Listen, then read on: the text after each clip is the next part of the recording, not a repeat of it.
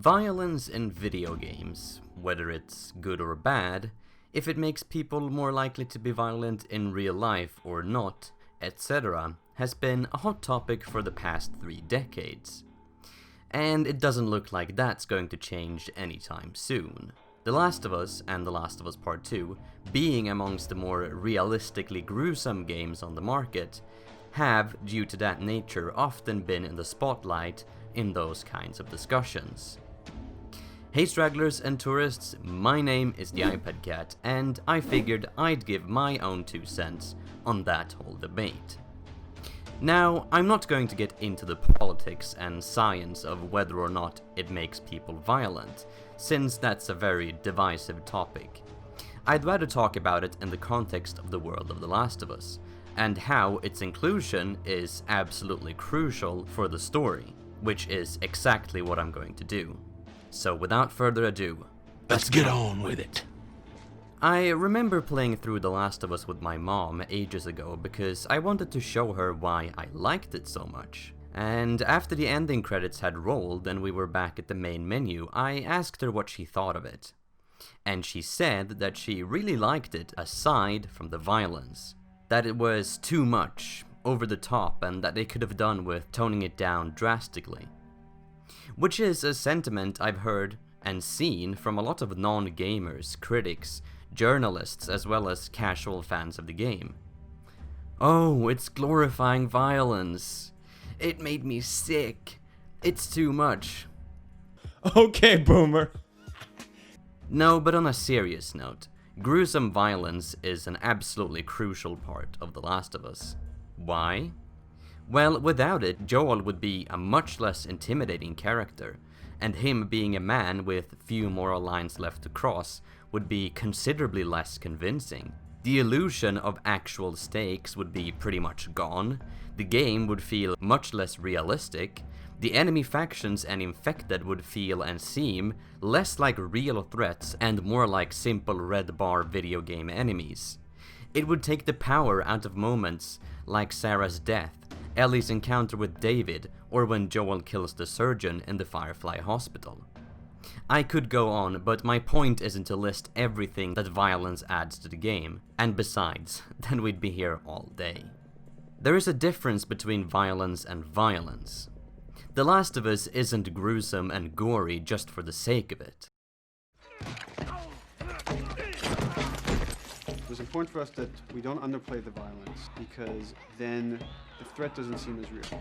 And at the same time, we didn't want to make it so over the top, stylizing it, so then it doesn't become as real. It was important for us actually to hit that middle ground where it's kind of disturbing. It shouldn't make you giggle or laugh or any of that. You should be kind of appalled by what you have to do, but you understand why you're doing it. You want to feel each hit. You want to feel each concussive strike. Lives are at stake. The simple act of showing violence in a game or any other form of media doesn't equate to glorifying it. Can you imagine the Omaha Beach scene from Saving Private Ryan without any of the gore or explicit violence? It's not there to make you laugh or to say, "Hey, look kids, violence is cool, am I right?" When I saw that the first time, I cringed. It's hard watching people get blown to bits by mortar shells and torn to shreds by machine guns. And that's exactly the point. You're supposed to be appalled and horrified. It's supposed to show the horrors of war, not to glorify it. And without the violence, that wouldn't be possible. And most people agree on that is exactly what it's doing. Saving Private Ryan is considered by many to be the best war movie of all time, and you hardly hear anyone going around talking about how it has over-the-top violence.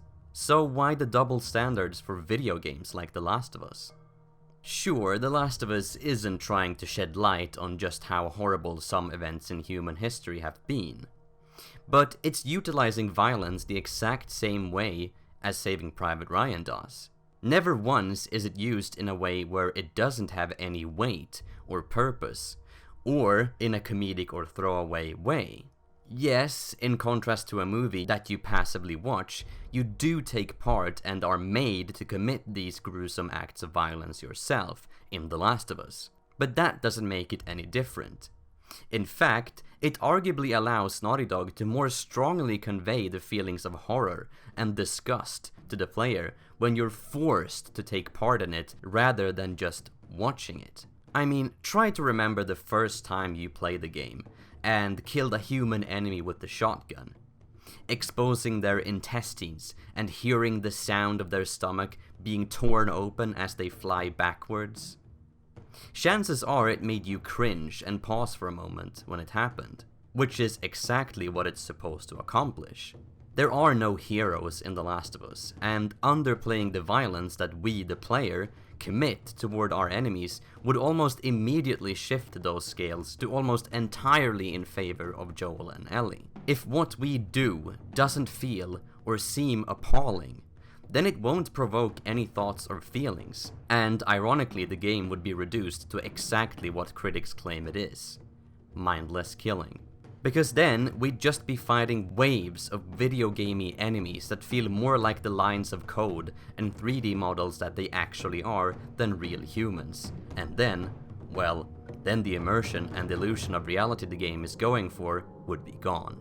Of course, it's a video game. None of the characters are real and the story is predetermined. You can die 100 times over, but the main character still survives. The same thing goes for movies. I mean, all of them are fake. Illusions. None of the characters who die for real, and there are no actual stakes. But that's where visceral violence comes in. It's not the only thing, but it is one of the most important things that upholds the illusion of stakes and keeps it immersive. And in the case of The Last of Us, keeps it morally grey. This doesn't mean, however, that there are no games or movies in which violence is used in a stylized or over-the-top way. Take the game Hatred, for example, where your sole goal is to murder innocent civilians. Also, even though I personally don't have any problem with it, a case could technically be made against the violence in The Last of Us's multiplayer. It has many very gruesome executions and is, in general, as violent as the story mode. The difference, though, is that in Factions, there is no story immersion to uphold, and no characters or villains to nuance. Executions are instead treated as cool cosmetic items that you can equip, and not something that your faction of choice has to do to stay alive or survive in a hostile world. Sure, you could argue that the violence is there to keep it grounded in The Last of Us's universe, but who are we kidding if we said we actually cared about that? Nobody plays Factions for immersion. The Last of Us isn't for everyone. If you can't take the gruesome violence, then that's completely fine. I know and understand that some people have experienced things in their lives that make dealing with scenes like Ellie's encounter with David hard. But what Naughty Dog has done with The Last of Us, and are doing with The Last of Us Part 2, simply isn't possible without it. Demanding its removal or toning down would be demanding the removal of a part of its soul, and essentially a big part of what makes The Last of Us The Last of Us. There are plenty of other games and pieces of entertainment that go for a more tame route. Anyways, that's just what I think. What do you think? Do you agree with my points? Disagree? What do you think about the role of violence in The Last of Us? Tell me in the comments down below, and let's talk about it. And after that, why not continue the discussion on my Discord server? And until next time, have a great day.